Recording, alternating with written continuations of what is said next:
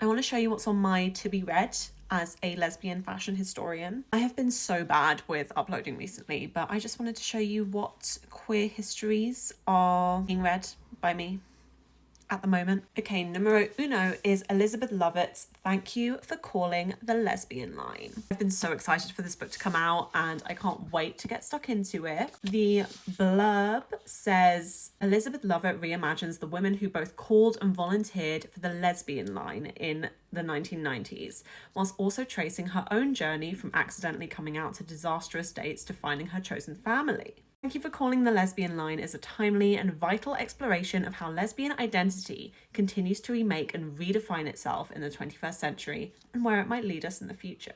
I'm also, big pivot, I'm reading the Iliad at the moment for reasons to do with colour history. Also on my to read list is a reread of The Well of Loneliness, a lesbian classic, not the best representation of lesbian life, but like a groundbreaking lesbian novel. It was published in 1928 by Radcliffe Hall and faced an obscenity trial. It was banned for showing lesbians. It's a really iconic edition. It's got this portrait by the artist Gluck on the front. I really need to do a reread. Also on my to read list is Free to Be Me, Refugee Stories from the Lesbian Immigration Support Group.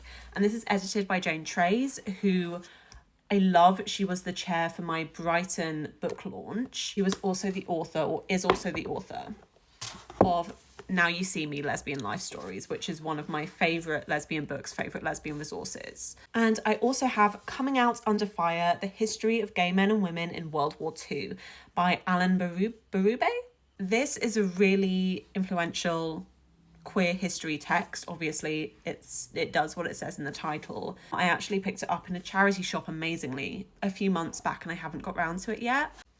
Great resource. So that's my to read list at the moment. On the fun side of things, I've got a library book, The Warm Hands of Ghosts by Catherine Arden, which I've heard really good things about, so I'm excited to read this. And if you want to add anything to your to read list, obviously always Unsuitable, my book, A History of Lesbian Fashion.